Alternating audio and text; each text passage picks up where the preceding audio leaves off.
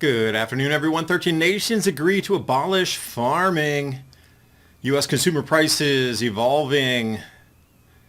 Delinquency rate of multifamily housing, highest in the financial crisis. European Commission, the only one with a balanced budget. Dark blue. And for some reason, all these sardines are beaching themselves out of the water. Free food or indicators of a volcanic eruption or earthquake.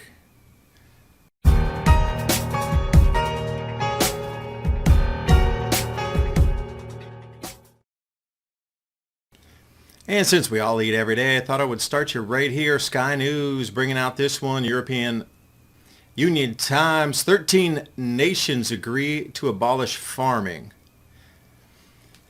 It is possible to do this, but then I'm wondering, centralized production will have to take the place of individual nations growing food. So what will be the nations that will be such behemoths for food production that they could be relied on to export to those that don't grow any food in their countries anymore?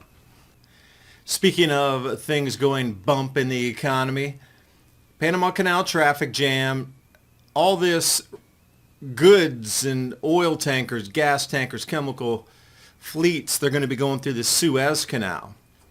If there's disruption there, oh my. But the signs are everywhere. The layoffs, I covered this layoff slide last video. KPMG, Volkswagen, PwC, and I was mentioning the accounting firms. Why are they laying so many off unless they know they won't be needed for the future, meaning companies won't make money. Banking is laying off electric companies. So I wanted to focus here on trucking and logistics just for a second. This makes the world go round. So if we're looking at the employment or unemployment cycle, the lower they go, the lower and less employment there is. So if we look where we are now, this current cycle, compared to the year 2000 cycle, 2008 cycle, which is the great financial crisis, this one is steeper and far faster than either of the two contractions. So going by this, things are probably going to go up in price if they can't get delivered for a time when commodities are going to go to super cycle plus plus. So looking at how the U.S. consumer prices have evolved since February 2020, transportation up 30%. That's passed right along to you. Food and beverage, 23%. That's if you believe the official figures here. Because my food has not gone up 23%. It's more like 50 or doubling. Now that's what I'm seeing, 50 to 100% increases in food. I would gladly trade you a 23% increase for what I see in my food price. So whoever's making these statistics, let's trade. But here's where the rubber meets the road. So I got into the Zero Hedge article a week back or so. Layoffs and bankruptcies piling up across logistics. And I thought, okay, it'd be a little list like this, 5, 6. No, it's more like 100 or more. So let's go through it. I was shocked when I saw this here. Twin Express out of Minnesota. Slink, like in Slinky. Somebody's embezzling the money. Supply Chain Solutions out of Fort Worth. Convoy. They're reporting the perfect storm, freight recession coupled with higher capital markets being tightened. And a third generation family-owned certified freight logistics laying off. 95 years in business. Why can't they make it this cycle? Question. Our national debt is a real world problem. Our government spends more in interest payments than it does funding the Pentagon. In 2010, our debt, $13 trillion, gold 1,000 an ounce. 2020, the debt was $23 trillion and gold was $1,500 an ounce. 2023, $33 trillion U.S. debt and now $2,000 an ounce for gold. Call the proud Americans the Patriot Gold Group today before it's too late. Mention the Adapt 2030 channel. You're going to get some great in-class service. Also, Patriot Gold Group has a no fee for life IRA where your IRA or 401k can be in physical gold or silver. No fee for life IRA on qualifying rollovers. Give them a call, 888-546-7020. And now on with the video. And then if we keep going back in time, Meadowlark Transport, 40 years in Montana. Titan Transportation Services. It's out of Grand Rapids, Michigan. 85-year-old Indiana-based trucking company. This is from September 25th. Elmer Bucha Trucking. Again, that's a really old one. So 90-year-old, 85. Why are they not making the cut this time? Postal contractor, Matheson Freight Extenders. Going to cut another 1,000 jobs there. And it keeps going back. You know, this is from now, and we're just rolling back in time. August, Yellow Corp filed for bankruptcy, 30,000. Freight Waves, talking about Western Global Airlines cutting staff. They're $500 million in debt. Surge Transportation, bankruptcy. Georgia-based Big J Express, laying off drivers. And that only takes us back into July. Here we go, June. Amerijet laying off dozens of employees. Ameritrans Express, not American Express. And then we have TransPlus Freight Systems, leaving 60 small trucking companies without the money after they have run the services and paid their employees, burned through the fuel. Electric pickup truck maker Lordstown Motors, Chapter 11. We got Tiger Cool Express, rail shipping, halting operations. Let's jump into the month of May. This is all this year. You realize that this year. Peace Equipment, Utica, Texas. Solar and Solar Hauling, Miami. Flagship Transport, Medley, Florida. What's going on? That's a double Florida right there. FreightWorks Transport, 200 employees gone. North Carolina. So let me ask you a question. Why is it this time these 100-year-old companies, 90-year-old aren't able to make it? And why are so many shipping and logistics companies laying off so many people? There has to be a lack of orders or a lack of need of moving goods from point A to point B. Now, what does that tell you then? The slowdown is everywhere. And things are costing so much more. Now we're getting this consolidation on consolidation, so freight companies are just going to set their own rates 50% higher than they were. You got to pay it. That's passed on to you. Store's not going to eat that. Manufacturer's not going to eat that cost. That goes to you. And everywhere we look, down that supply chain, it's just going to cost more to move it from point A to point B. So you can see why a lot of prices are up, especially with agriculture, consumer goods. So how far can it go up before it just crashes at that point? There's so many signals right now out in the ether, for a better term, pointing to that something's very wrong. Now let's look at the regular layoffs, as in company, not freight specifically, but just companies laying off like KPMG, etc. That was in that first slide. This is a lengthy list also, double or triple the length of the last list. Vehicle lifecycle management software, Solera. So anything software that involving business need is not going to be there. AI just put them out. Another trucking company, 10 Roads Express. Generator Technology, 175 jobs. That's Hyliion.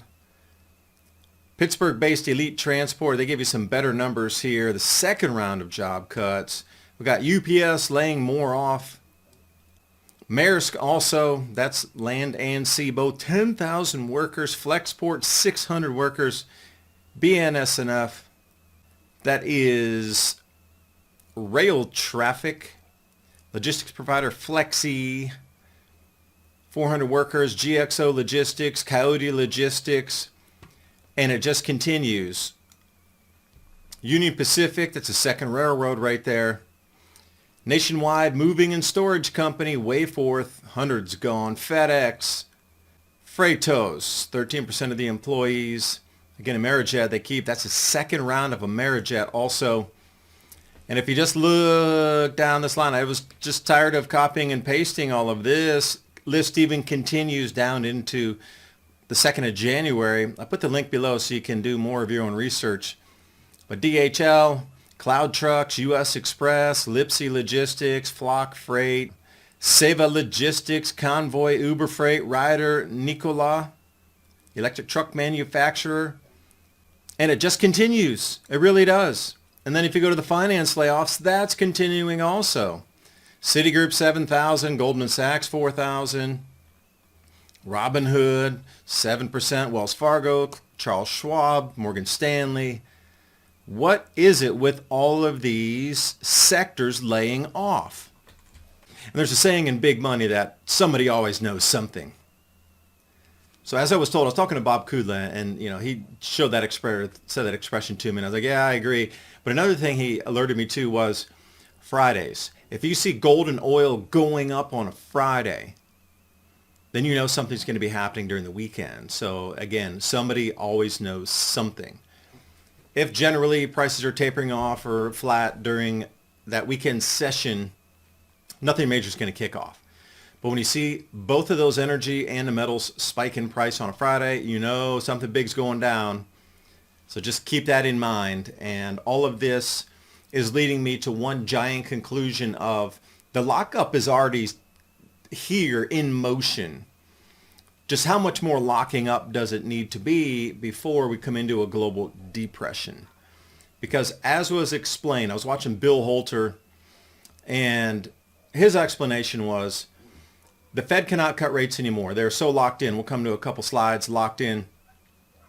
That they're just going to have to continually try to raise asset prices because they can't cut.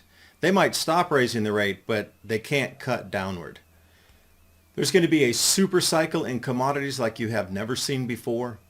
That's the way they're going to alleviate some of the bottlenecks in credit and investment, is letting the commodities prices run so people want to drill cores and get things out of the ground versus cutting the interest rates. But once that takes its full run through, it crashes and we go into a global depression.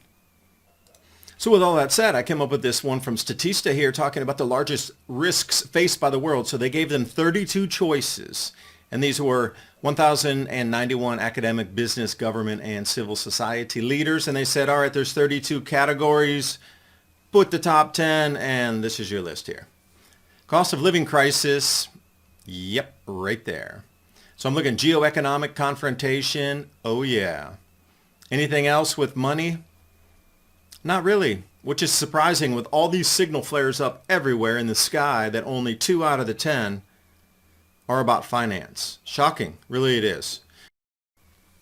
But if you do want to look for where Africa's startup activity is centered, there's always money going to be moving somewhere. Nothing's going to zero, nothing. So if we look here at Africa, the biggest centers, they're already here. This is where the money is flowing into Africa. Egypt, Uganda, Kenya, Tanzania, South Africa, Nigeria, Ghana, Senegal, Algeria, and Tunisia. These are going to be the emergent points to pull the rest of Africa into the next 80-year fourth turning. Speaking of Africa, the Great Pyramid of Giza. This is what it looked like when it had the polished limestone with the golden capstone on top. What we see today is below the ruined version of it. So my whole question was, how far away do you think you could see this thing glinting in the sunlight? And for sure, if you were, say, 150 miles away and you knew every morning at 10 o'clock that this thing would send a beam of light bouncing up to keep your orientation and direction, no different than the wise men following the Star of Bethlehem. But this would be a permanent one, not to move, but it did follow and track the stars also, depending on what you think our historical timelines truly are. And here's another nugget for you. European Commission 2024 budget assessment. Risk of not being in line, meaning budget shot. Not fully in line, not balanced, running deficits, need huge bailouts. And the only ones in line, I only see just a spackling of those. Was that Spain, Greece, Ireland? Really? That's it? The rest of the EU needs emergency bailout loans to keep them functioning and like emergency bond sales to keep that government's going. I don't have all the answers either. I'm just trying to put pieces together. If you have answers, please put them in the comment section of the video below. And also join me over on Rumble. Subscribe over there. I get into a little bit different type of conversation and add bits in videos that I do post there that I cannot post here on the tube. So make sure you join me there. Rumble Adapt 2030, also Thursday nights, 10 p.m. to midnight. Ransom, Godwin, and myself over on Revolution Radio. And we stream on Rumble on the Adapt 2030 channel live for 2 hours every Thursday night.